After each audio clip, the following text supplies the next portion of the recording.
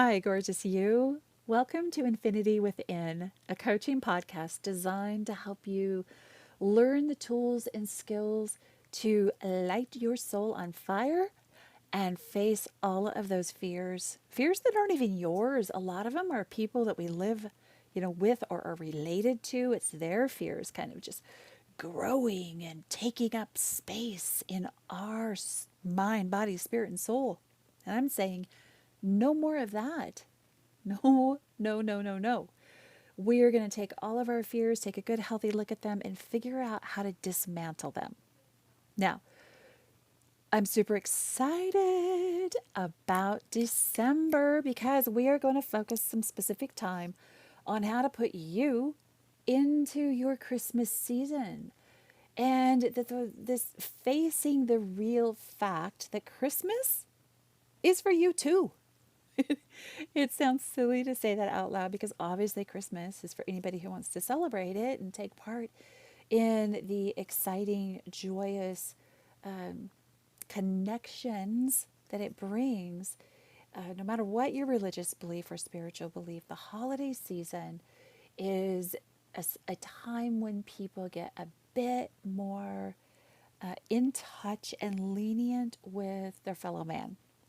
Not lenient in a bad way, but just a little more understanding, a little more compassion, a little more holiday spirit.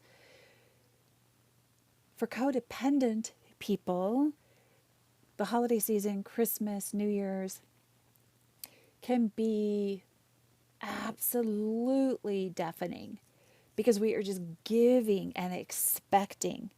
And all we come away with are great big, giant, dirty socks filled with hollow promises and hurt feelings. And I don't want that for you. I don't want that for me anymore or ever again. And this year, we're going to do intentional work every single week. I'm going to show up for you and with you, and we are going to do work on getting intentional about Christmas being for you too. So what's the first kind of order of business here? For me, it is really to get intentional about me and what is important to me and what is valuable to me. And what do I even want to have happen this holiday season? The idea that you matter in the Christmas plans and in the Christmas gifts and in the Christmas hustle and bustle, that yes, you matter. You freaking matter. That that is massively mind-blowing. Not right now, but if I were to go back a couple years, that would have been, or 5 years or 10 years, it would have been all about other people, pleasing other people, showing up for other people, making sure that the dinner parties were perfect, making sure every gift was wrapped perfect, that the Christmas cards were handmade, the pies were handmade, homemade, that everything fit a view of perfection that was unrealistic, unhealthy, and not mine to begin with. All of those things literally belonged to other people. So when we look at this idea of getting intentional, getting in touch with you, and that you freaking matter in the Christmas that you're going to have, and the holiday and the New Year's that you're going to have, it's important to understand you. It's really, really important for you to have a little self-love and self-care and to know a few things about you. What is it that you want from your Christmas season? What are your priorities? If we just, I've lumped a lot of questions on you, but if we kind of take those backward and we break them down, in making Christmas about you, we're going to ask questions directly of you. How does it make you feel when I say that you matter in this Christmas? Does it make you feel sad and grief filled because there's nobody who's going to take care of you this Christmas? Nobody who's going to fill your stocking? Maybe you do everything and nobody does that for you. Maybe you're completely alone this holiday season and it's terrifying to face Christmas and New Year's without a tradition that you've always had. Maybe this is your first Christmas standing up and setting boundaries, and so you feel very uncomfortable about how to go forward into the Christmas season. But this is why it is so important to take this time and to actually get in touch with you. What is it that you want from your Christmas season?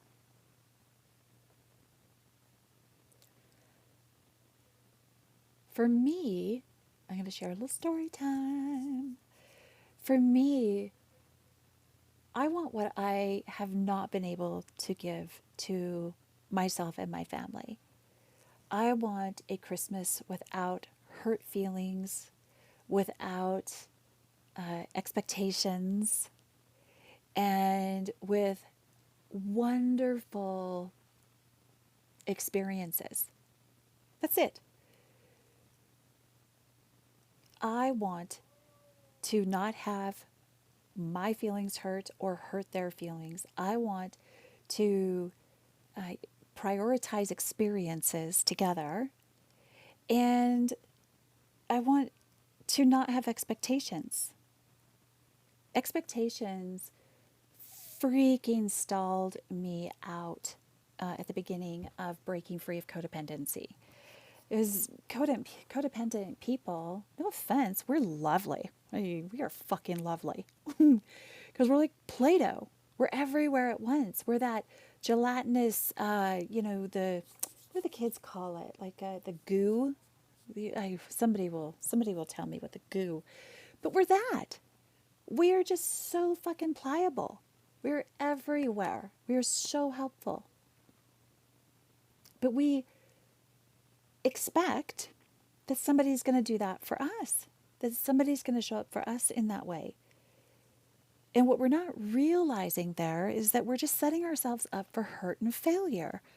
Nobody's going to fill our stocking the way that we fill theirs. Nobody is going to shop for gifts for us the way that we shop for gifts for them. Why? Because we don't value ourselves enough to have a partner. I was going to say a mate, but that didn't sound right. It sounded like very piratey. To have a partner who's capable of doing that for us. If we're codependent, we likely have a narcissistic dominant partner in our life, or family members that are highly engaged with their narcissistic ego. They can't do that stuff for us. So we've got to start getting real. We've got to start getting real and saying, like, what do I even want?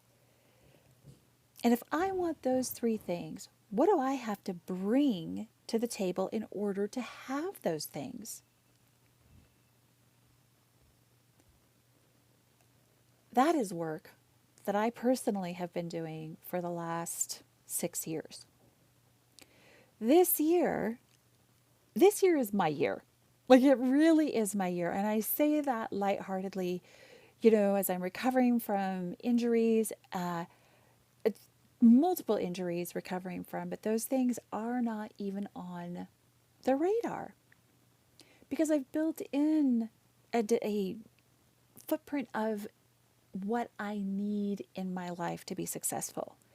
Rest, self-care, space, more rest, a lowered non-existent expectation of events. I used to, make everything from scratch, and it was exhausting, and it filled my bucket of worth because nothing else was filling my bucket of worth.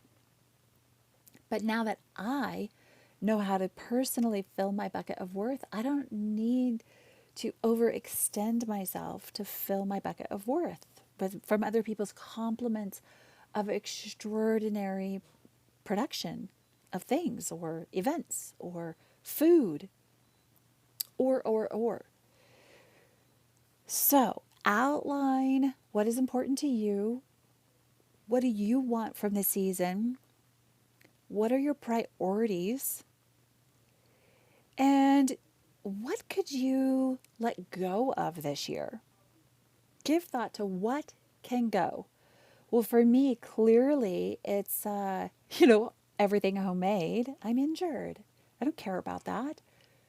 It doesn't make the holiday less that I allow the store or a bakery to provide the dessert, or that I take, a shortcut on prepared salad versus homemade salad. It just doesn't matter.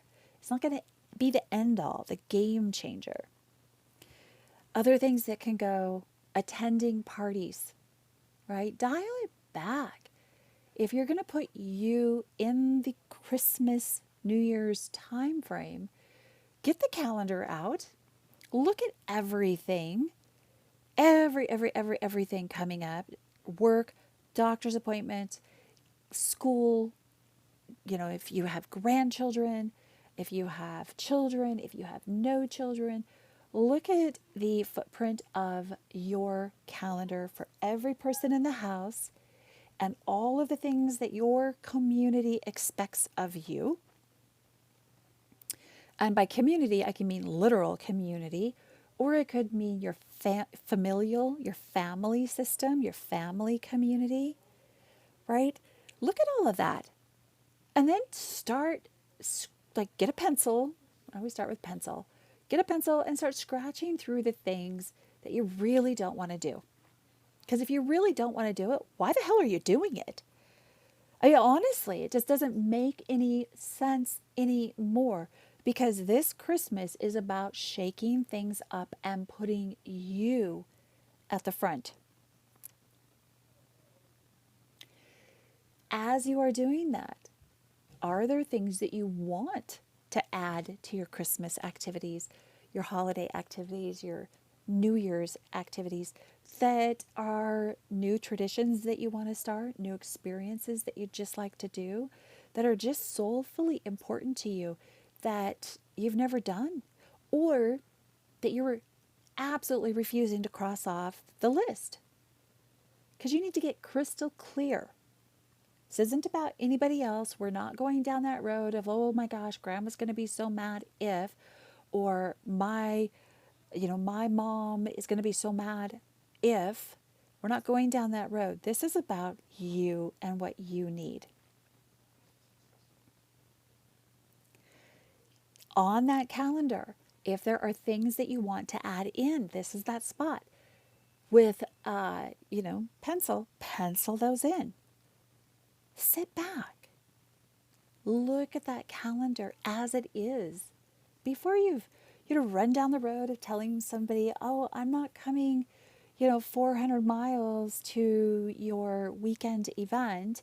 I'm going to stay here and I'm going to do all of my Christmas shopping and wrapping that weekend, because that's actually going to make my Christmas better. And I'm seeing you in February, so I feel like this is a better choice for me. Right? Totally made up scenario, but I do hear of people doing extraordinary things under the label of it's in the Christmas spirit, when they're not enjoying any of it. They're laboriously getting themselves in debt, running through the season, hating the very season that they're trying to celebrate. It just doesn't make sense for you to not put you in your Christmas, in your Christmas planning. You're the most valuable person that you're in charge of. If you aren't filling your buckets and keeping them filled with self-love and goodness and self-care and happiness and the joyous things that you need in order to be whole, you're going to run the risk of not only not having a good Christmas, but getting sick, bringing down people around you, having arguments, getting caught up in family squabbles, creating family drama and squabbles, focusing on the wrong things, getting into debt, just not not only not putting you in Christmas, but just not even having a Christmas that is memorable in the ways that you want it to be, with the lessons and the lively spirit of the season that you want to portray through your soul and outward to others. It's important. It's really, really important for you to get in touch with you, and you have the right to do that, despite what other people might say, think, or do. I'm gonna, let me regroup. I've got several thoughts here, kind of zoom, all colliding at once, but let's go down this road first.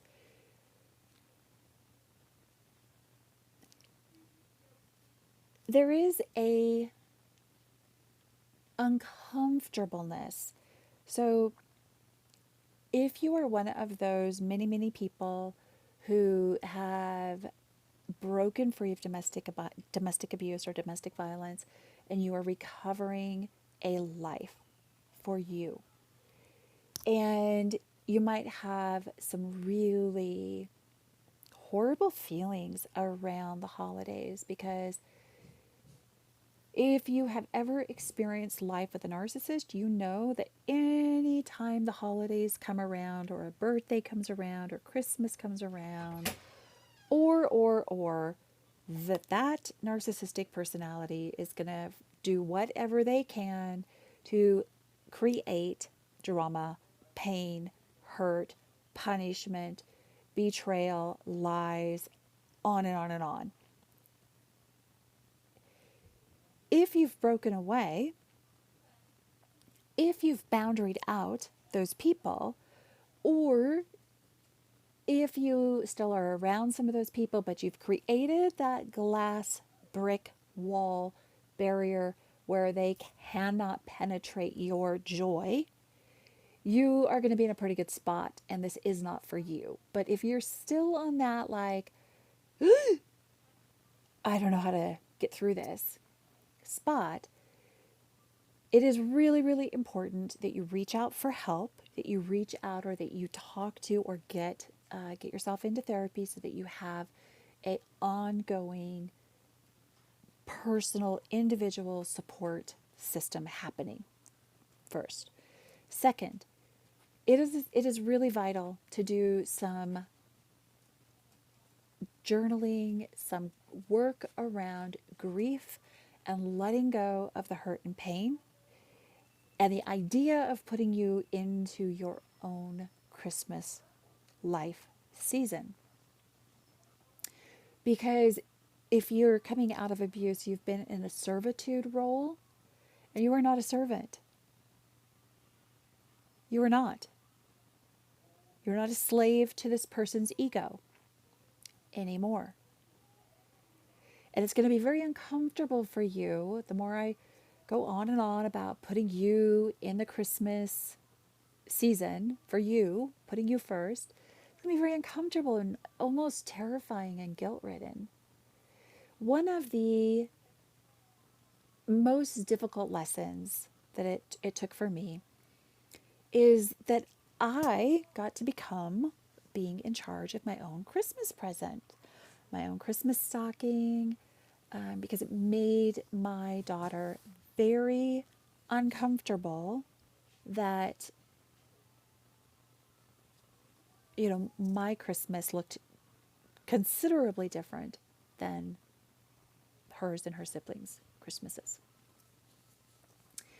And so it just became part of the work that I did in learning how to step up for myself and prioritize, doing those acts of kindness for myself. And it was even weird because it was no longer abusive gifts. What are abusive gifts?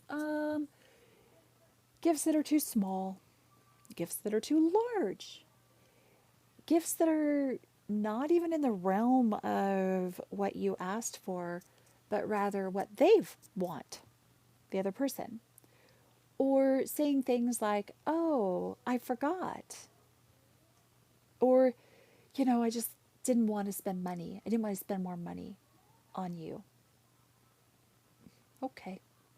Those are all really hateful, cruel, ugly, ugly things. But the more that we put up with those things through our life, the more that we have normalized and devalued ourselves, the more work it's going to be for us to undo that fuck all. Because that's abuse and it's wrong. And you don't have to put up with that. And this year, you get to kick all that out the door and you get to show up for you in a way that you want to and that you can afford to do and that you desire to do. And there is going to be some grief around it. So allow yourself to feel whatever you feel. Allow yourself to walk down that path, however it may look. What I would ask is that you do not have expectations of the other people around you to do things that you haven't asked them to do. And don't ask people to do stuff for you that aren't safe people to ask. If somebody always disappoints you, they're not going to change. They've already told you what they think of you. Trust them. It hurts like fuck, right? Hurts like fuck to be thrown away. Hurts like fuck to be invisible. But if that's what somebody's teaching you, believe them. Their actions and their words need to match. And that's where I'm asking you to have your actions and your words match. Because if your actions and your words align, if they match, you are going to be in alignment and you are going to be going into a deep, new walk of authenticity. It's a powerful spot to be. And if we can unlock and twist on that as we get you in this first week of December, imagine where you'll be by the time we get to that first week of January and the last week of December, and we're working on not resolutions. Nope, they are fucking stupid. They never work. We're going to be working on authenticity and alignment.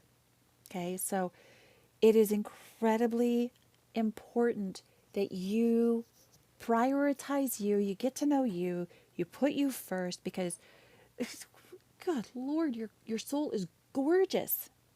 You are just waiting to burst with light, and you're probably just not around the right outlets, right? And that would be the people, the places, the things. If these do not let your soul shine, if they do not embrace your soul's glow, they're not the right people. If they're constantly hurting and disappointing you, not the right people. So with that little life lecture, real lived life lecture out there, does that change when you look at that calendar schedule of your December? Are there people on that calendar schedule who fucking don't show up for you, who disappoint you, who let you down, who need to take a back seat, who you don't even know if you want them walking along with you in your journey?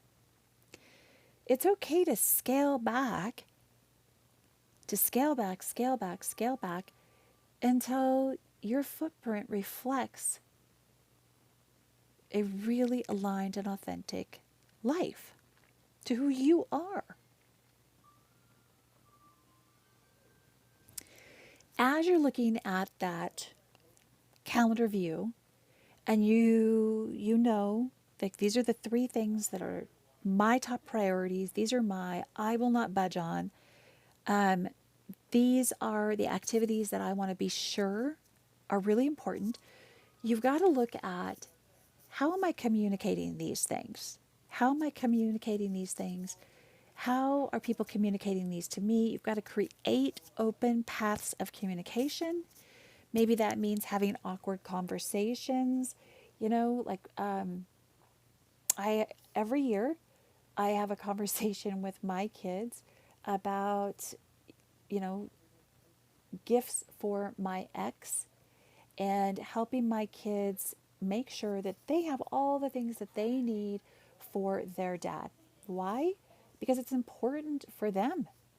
It's important for them. It's just about my kids. Do I think in any way, shape, or form that that's going to be reciprocated? Nope. Will I get a gift? Yes, I will. And I'm not talking about from my kids. I get beautiful, lovely, thoughtful things from my children. But that kind of family gift from the ex that he helps coordinate with them, that that is often clunky. It usually kind of fails. In fact, last year I think it was, I got the text a day before Christmas. You know, that the whatever it was, and I know exactly what it was. We're just gonna keep it.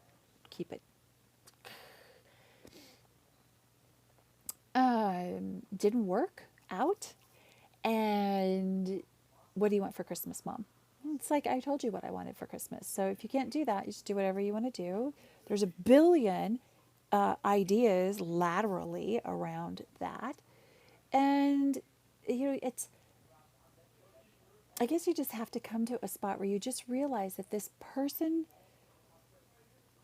if you were in an abusive space, and this could be from like you're a child grown up now and your parent was the abuser, or there's, it's going to kind of flip one or two ways. Like they're either going to choose gifts as a way to suck you back in and make you feel like they care, and then they'll turn right around and gaslight you and abuse you and prove that they don't, but this gift showed they did, so it doesn't really make sense, right? Because you feel crazy.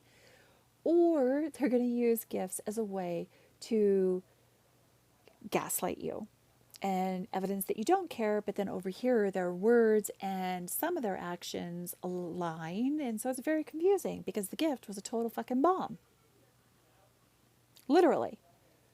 Dropped on you to blow up everything. So you've got to communicate whatever it is that you are wanting, you've got to communicate, but you've got to like be realistic about who it is that you're communicating to. Are they capable of showing up in this way, or am I just setting myself up for failure? It took 3 years of specific targeted holiday therapy for me to flip and detach my emotional self from the fuck all of narcissistic gaslighting and abuse. We cannot communicate and expect from somebody who simply cannot receive the communication, have the communication back, have the actions back to us. Because when we do, when we put all that out there and we just wait, we wait and wait for them to reflect it back and they don't, we just are perpetuating ourselves in a cycle of hurt and pain. And we're done with that. We are done with that. So when you look at that calendar and you look at the activities and you look at what you're going to cross off and what you're going to keep and what you're going to add and what your priorities are, go over there to the side now and kind of start listing out who are the people, who are the key players in my successful holiday. You better be at the freaking top of that list, baby, because you are the key to your holiday, Christmas, New Year's extravaganza. Okay, we can't have an extravaganza if you don't show up, because that's just not going to work. It's really important for you to get crystal clear on who the key players are that are important, and then get really crystal clear. Can these key players, one, communicate, listen, reflect back, and show up? No expectations. Just can they do these simple tasks? Are they capable of that? If they are not capable of that, ask yourself, do I want these people included? Even family. We can all have some pretty fucking toxic family. We don't have to have toxicity around us unless we are choosing that and we are devaluing and degrading ourselves in those choices. As you're looking at that, it's going to start to churn this idea of boundaries. I want you to really just, like, it's going to come right out of your gut. And I want you to give it voice, either vocally or pen to paper. But I want you to determine and put out there in front of you an untouchable boundary. An untouchable boundary. I've already set several untouchable boundaries, and it's December 2nd. I am setting this year up for success. And if you have funky energy, you can funk the funk off my little island, because I will no longer allow your funky energy to steal my Christmas. If you're going to give, abusive gifts, give away, because I'm already wise to you and you don't get my emotional space anymore. If you want to waste your money away. I no longer expect anything from my abusers. It is actually, I just realized this, it's kind of funny. It is my privilege and my greatest honor to show up for me and to provide the Christmas for myself and my family that I've always wanted. And I have been working on that consistently since the day that I filed for divorce. And here it is, a year where I have the most exciting things in the works for my family. There are things that I can afford. There are things that I am we're all ecstatic. We're taking a mini vacation right before, the week before Christmas. We are coming home the day before Christmas Eve. And this is something that I can afford to do for my children and immediate members of my family. So that's something that I've wanted to do my whole life and never been able to do. And I'm 54 years old. Never discount the possibility of what you can create once you put your mind and your energy to it, and once you prioritize you in your own life. And that's what we're doing here. We are prioritizing you in your own Christmas extravaganza. I like that. I'm going to call this the Christmas extravaganza series of putting you in touch with you. Whatever that untouchable boundary is, just plunk it right out there and keep steering towards honoring that boundary. Okay? Stay the course. Stay the course. Every time that you feel yourself waver, pull out this calendar with all the things that you've crossed off, the things that you've added in. You've got your top 3 priorities listed over there. At the top, it's Nita's Christmas extravaganza. Merry Christmas, motherfuckers. Sorry, but I'm a little passionate today, and there's a lot of noise in my house, so my dirty podcast is getting a little dirtier.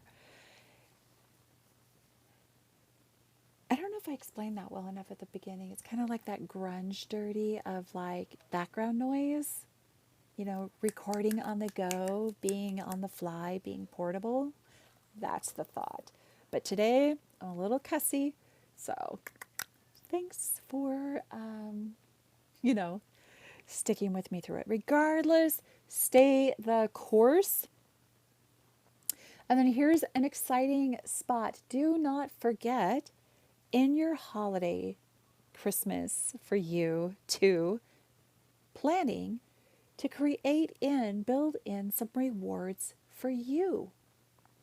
What would that look like?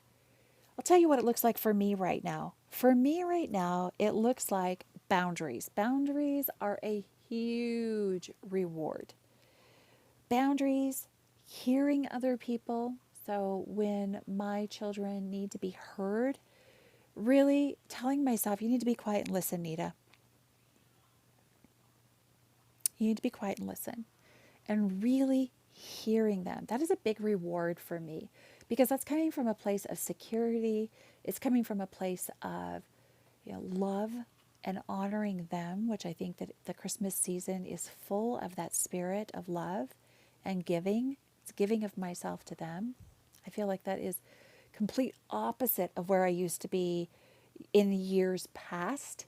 So it's very beautiful energy that I am really enjoying. And another reward that I am really loving giving myself is books that are Christmas themed.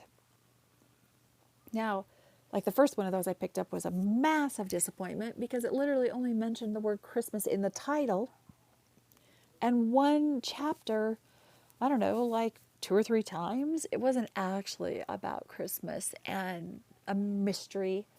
It was about a mystery that overlapped Christmas. Regardless, allowing myself to slow down, rest, rejuvenate, and recuperate and remove. Like when I allow myself to get into a book, I'm checking out. I am checking out and I am just getting into some deep soul rest. Plus, I'm exposing myself to different ideas. And I think that that's a powerful thing that we can often neglect is that we kind of get locked into our own thought patterns. And when we are breaking free of abuse, when we are breaking free of unhealthy behaviors and thoughts and patterns, we can get really colluded with and deluded in painful thoughts. We can let these hurtful ideas run away with our energy, with our soul energy and our soul light. And we don't want to do that. We want to stop that behavior. Here's to you, gorgeous. Here is to your gorgeous soul and the fact that you have yet again shown up for you and you are investing in you and working forward in having your most positive and healthy holiday season yet. Don't be afraid to cross things off your list.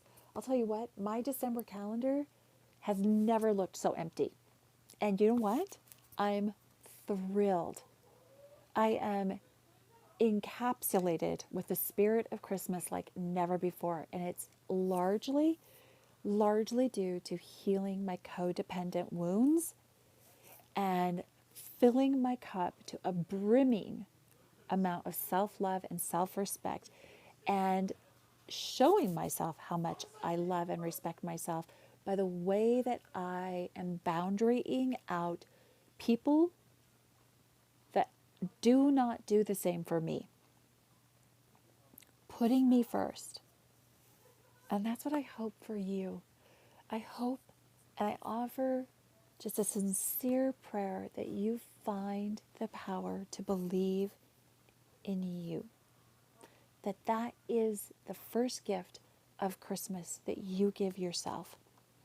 The power to believe in your worthiness, to put you first in creating the Christmas that not only honors you, but teaches you a little bit more about the Christmas spirit.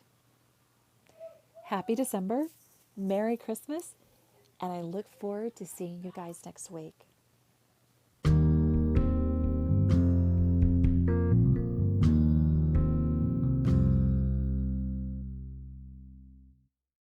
Thank you so much for listening. Join me next week when we work on deepening your respect of self and your ability to not survive the Christmas season, but to thrive in honoring you and in really connecting with your Christmas season.